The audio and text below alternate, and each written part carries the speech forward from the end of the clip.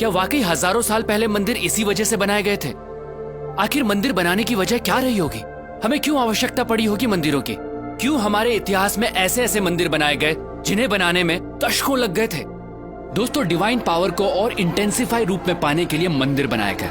इसे यूं समझिए, जिस तरह साउंड वेव्स को कैच करने के लिए सेलफोन चाहिए, ठीक उसी तरह डिवाइन पावर को उसकी नेचुरल इंटेंसिटी में कैच करने के लिए चाहिए एक पावरफुल टूल, जो है मंदिर। एक तरह से यूं समझिए, कॉस्मिक कनेक्शन के लिए बनाए गए पावरफुल टूल है मंदिर।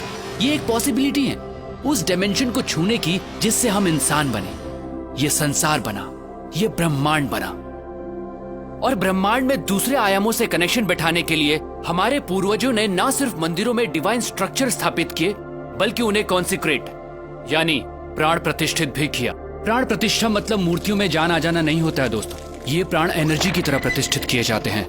जी हाँ, मूर्तियों को एनर्जाइज किया जाता है, और जब हम उन मूर्तियों के सामने बैठते हैं तो हमें वो एनर्जी महसूस होती है, हमें परेशानी का हल मिलता है, हमारा दुख दूर होता है और हम खुद को भगवान से जोड़ते हैं। ये सिर्फ उन डिवाइन एनर्जीज की वजह से होता है दोस्तों। ये एनर्जी आपका सिस्टम जब कैच करता है तो आपकी एनर्जी बॉडी अलाइंड होती है और आप पॉजिटिव फील करते हैं। जैसे हमें अलग अलग लोगों से पॉजिटिव और नेगेटिव वाइब्स मिलती हैं। देखिए दोस्तों, एनर्जी जो है वो आपके थॉट प्रोसेस से ड्राइव होती है और सामने वाला वही महसूस करता है। ठीक उसी तरह जब हम प्राचीन मंदिरों में जाते हैं तो हमें वहाँ की पॉजिटिव वाइब्स महसूस होती है। अगर आप अपनी एनर्जी के प्रति सेंसिटिव होंगे तो आप ये जरूर महसूस कर पाएंगे। कई मंदिरों की एनर्जी ऐसी होती है कि आप अपने आंसू नहीं रोक पाते, आप इमोशनल हो जाते हैं। हो सकता है आप गिल्ट महसूस करें उस काम के लिए जो आपको गलत लगता है। ऐसी जगह आपको मेल्ट करती हैं, आपको लाइट करती हैं, आपको हल्कापन महसूस कराती हैं। दोस्तों, प्राचीन मंदिर ऐसे एनर्जी सेंटर्स थे जो इंसान की डीप ट्रांसफॉर्मेशन के लिए बनाए गए थे। तभी तो मंदिरों में जाने से पहले नहाया जाता था, ताकि आपकी बॉडी उस एनर्जी के लिए और रिसेप्टिव बने। मंदिर कॉस्मोस के साथ अपना कनेक्शन बैठाने की जगह के तौर पर बने थे, जहां आंख बंद करके ब्रह्मांड के आयामों से जुड़ा जाता था। तभी तो आज भी जब हम मंदिर जाते हैं तो कुछ देर आंख बंद करके जरूर बैठते हैं। आप इस दुनिया में कब आए, कब जाएंगे, क्या खाते हैं, क्या कमाते हैं, इससे कोई फर्क नहीं पड़ता। आपको जीवन में कभी न कभी सोर्स ऑफ क्रिएशन से जुड़ने की जरूरत जरूर महसूस होगी। आप उस एनर्जी को महसूस करना चाहेंगे जिससे आप बने हैं। मंदिर उस मार्ग का द्वार है। हम ये नहीं कहते कि सिर्फ मंदिर जाकर ही ये संभव है दोस्तों। अगर आपके घर में मंदिर जैसा एनवायरनमेंट है, कॉन्सिक्रेटेड मूर्ति है, तो आप कॉस्मोस के साथ अपने कनेक्शन को और स्ट्रॉन्ग कर सकते हैं। हमें जितना हो सके इस एनर्जी के पास रहना चाहिए, प्राण प्रतिष्ठित स्थानों पर जाना चाहिए।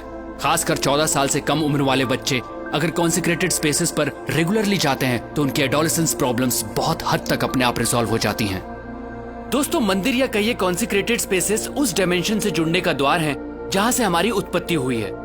ये एक तरह की टेक्नोलॉजी है जिससे हमारा एनर्जी सिस्टम ऐसे अलाइंड होता है कि हमारा जीवन को देखने का नजरिया ही बदल जाता है। तो अगली बार जब भी किसी मंदिर में जाएं तो वहां की प्राण प्रतिष्ठित मूर्ति और उस कॉन्सिक्रेटेड स्पेस की एनर्जी को अपनी एनर्जी सिस्टम से एक होता जरूर महसूस कीजिएगा।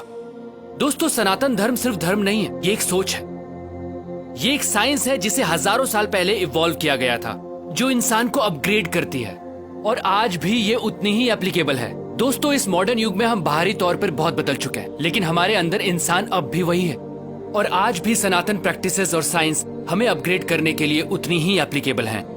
सनातन सोच के माध्यम से मैं ऐसी ही चीजें, ऐसी ही साइंस आप तक पहुंचाता रहूंगा। दोस्तों, अगर आपके दिमाग में भी ऐसी कुछ प्रैक्टिसेस हैं, साइंस हैं, तो आप मुझसे जरूर शेयर कीजिएगा, क्योंकि हमें लगता है इस वक्त वर्तमान में सनातन सोच की आवश्यकता है, क्योंकि यही हमारा भूत है और यही हमारा भविष्य। प्रणाम।